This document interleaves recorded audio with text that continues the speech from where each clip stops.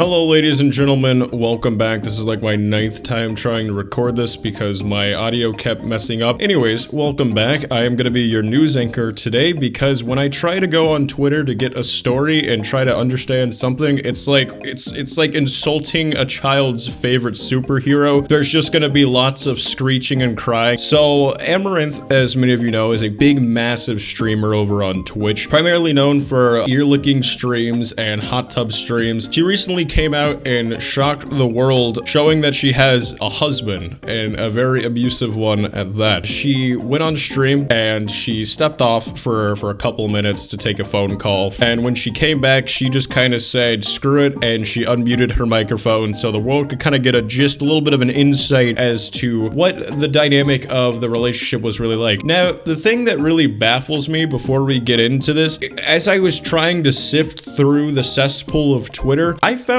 more than a comfortable amount of god-awful takes of people being mad that they donated subs to her, or people generally trying to like Saul Goodman their way into believing that, well, it's really on her. She deserves this level of abuse for not disclosing the fact that she was taken, because how could she have infringed upon my fantasy? I read one tweet that went so far as to call it false advertising. You can try to paint whatever picture you want. At the end of the day, you're just mad because you thought you had a chance with an internet streamer, and your best chance at getting at them is bits and subs, and it just ain't happening. You are literally the clientele they finesse, and hats off to Amaranth for doing it so flawlessly. But as it turns out, a lot of this stuff, it was actually the idea of her husband. She's getting backlash from the decisions of her husband. There's a couple clips I wanted to go over and I wanted to discuss. Essentially what this clip is that I'm gonna play, because there's 4 clips and then a bunch of text where the husband is essentially just ripping a new one into her. But essentially the argument began because the loving husband said, like, asked her a question. She didn't hear the question, or rather didn't digest what he said as a question, so his response was to go like DEFCON 5 on her, threatening to deface her like via social media because he has access to that, blow their bank accounts. Really absurd, life-altering decisions over a small argument, which is just a glowing beacon of insecurity. So I'm gonna roll these clips. We're gonna watch and talk about them down below, and we're just gonna get started with that. Why did you say you were gonna kill my dogs? Leave the house. Okay, I can leave the. You know what? Actually, I shouldn't leave the house because my dogs are here. We'll take the dogs and leave. You're asking the question, I'm telling you, and you're interrupting my telling you, literally. What are you saying? You just told me you were gonna kill dogs if I didn't do a 24-hour stream. Nope, did not say that. Now you're just being a liar. I'm not I said I'm going to tell you what I said in terms of the earlier. Are you saying you did not say that? I tried to tell you what I heard from you. Then you called me a liar. Then you tell me, what did you say? What are you even talking about? You brought up the dogs out of nowhere. Exactly. So Prove a point.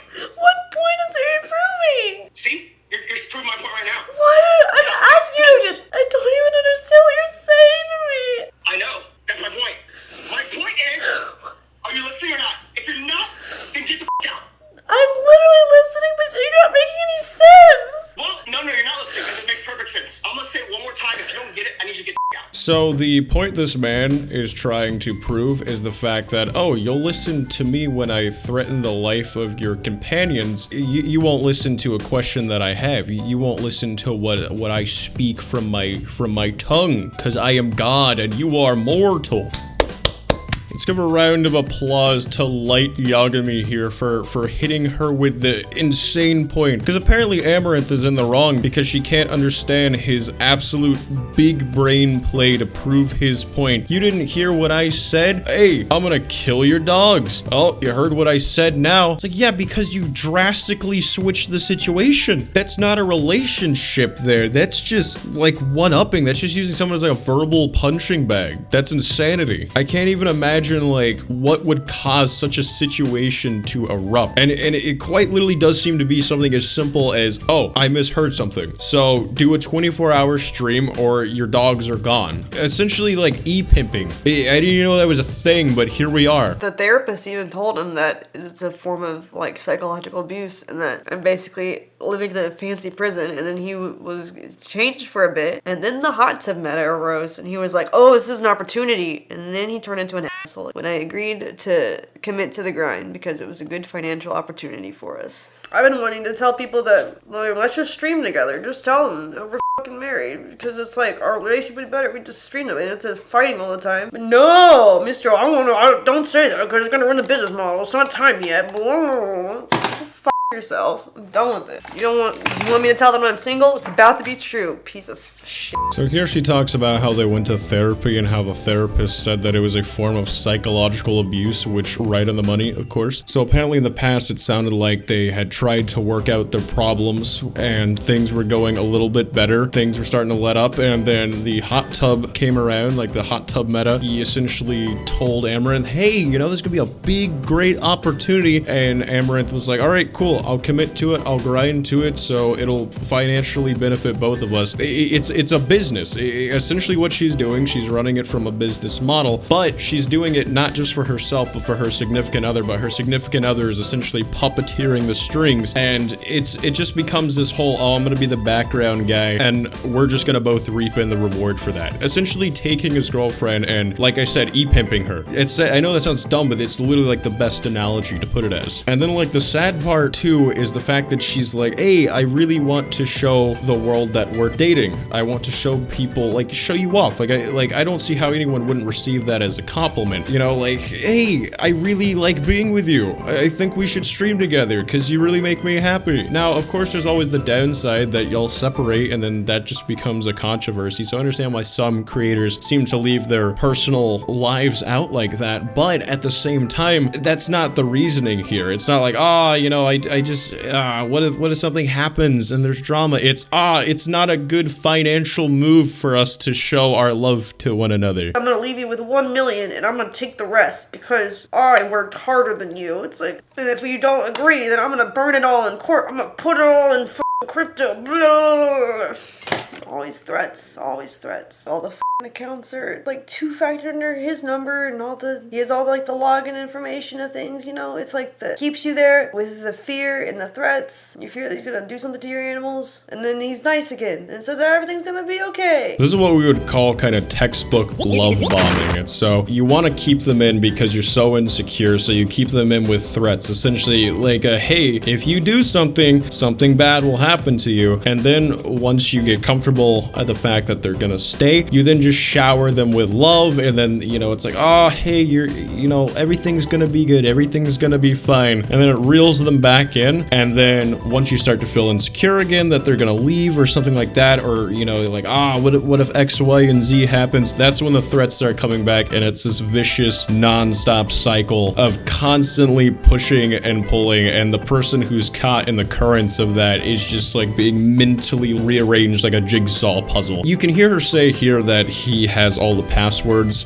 two-factor authentication on his phone, so essentially he's kind of like mission command. Like two-factor under his number, and he has all the login information of things, you know. Again, essentially e-pimping. She doesn't really have much access to the content she's using and making all this money for both of them using her name, face, and doing all the work. Doing the person who's in front of the camera, the mic, the hot tub, etc. It's a lot of work to do. He's essentially just in the back like, all right, cool, we're just gonna reap all this money. Here's what you need to do. You know, acting more like a twisted manager rather than like a husband. So now we're gonna move into the text. I think there's audio with it, but if not, I'll commentate over it so we can just kind of like read it out, so I'm not leaving it with just a blank screen. But yeah, the texts are equally as bad as what he's been showing. It's like, next time when I say plan, do it. Dumb f***, do you understand? Like, what plan are you talking about? It's like, f***, I'm calling you. So I disappeared from stream. I'm gonna tell him I can't talk right now. We're getting Wi-Fi. I don't care. You get the call now. Last chance. About to dump your luggage. From my hotel room. But throwing your stupid merch off the balcony. Proceeding to ditch your stuff. You don't need the makeup or the live view, like the stream epic, or the clothes, huh? Deleting social media in 1 minute. Buying options that expire and blasting the cash. About to shut down your bank account too. Lag is terrible. Stream is garbage. About to delete Twitter in 30 seconds. If you don't call me, your phone's literally off. Literally died. Gonna donate $250,000 to diplomacy. It's like a bird sanctuary he likes. Essentially all just a bunch of threats he threw out, and the thing I really am trying to wrap my head around is he's like, oh, I'm gonna blow so much money, invest it all into crypto and bird sanctuaries, as one does to get at a significant other, I guess.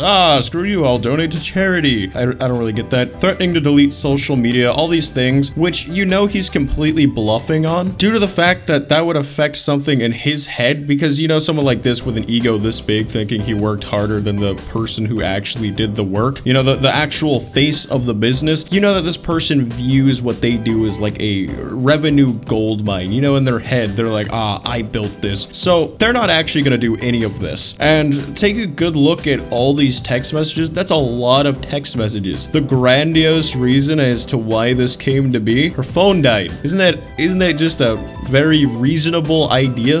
Someone's phone died. I'm going to threaten $500,000 give or take in revenue damages and delete 34,000 social media account. What a genius idea. Now, a lot of people got really worried about Amaranth's like health and well-being after this creepy as hell VOD came about, where her secretary was like, hey, did you take your meds? And it's like, why would you ask me that? And then the door just kind of peers open, which is like spooky. I think she put in chat, because there was like a black screen for a while, and she just put in chat, BRB, police are here. But there wasn't really much of an update. I believe the following day, she did come out and she was like, I'm fine, I'm safe, all that jazz. She ended up giving this short update clip. I'll let you guys take a look at it real quick. That was actually the first time that he's ever heard himself on a recording, because as I told you guys before, previously when I recorded him, he would just like refuse to listen to recordings, sometimes with like take phones, etc., so he would never actually hear them. And I think that when he heard himself on that call, it really sunk in how much of an asshole he is. It's like you never fucking realized, idiot.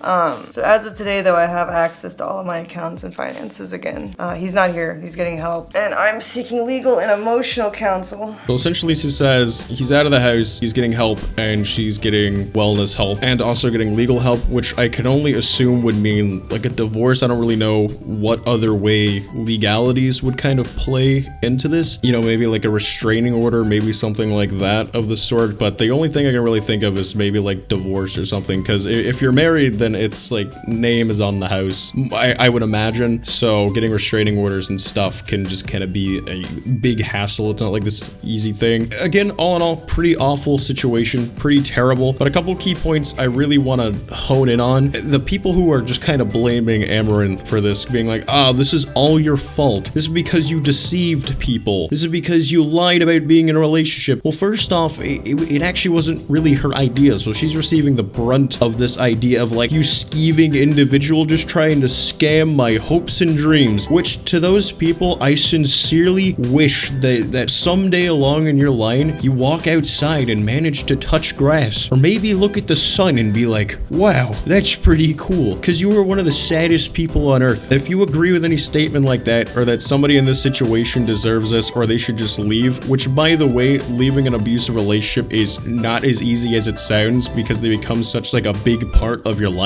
It's not like some simple matter. It's not like some guy in the subway walked up to you and like called you an insult and you're like, I don't want to associate with that guy. This is a person who is intertwined into your life, and when they're obviously your husband and you're living together, it becomes a lot harder to kind of back out of that, especially when they have their hands so tightly wrapped around your business models, etc., finances. Anyways, thank you so much for coming by today's video. I know this is a bit of a darker topic, but I saw it and I've been wanting to talk about it it all week just because it's not every day I see something on the internet that I'm like, that genuinely makes me mad. Like, I'll be like, haha, whatever, at really dumb things. But this was like, oh, that's pretty insane. Anyways, I'd love to talk with you guys in the comments, and I'd love to hear your opinions. And if I missed anything or got anything wrong, definitely would love to know and to be filled in the comments below. Anyways, you guys have a great day. Stay safe. Thanks again as always, and I'll catch you in the next one. See ya.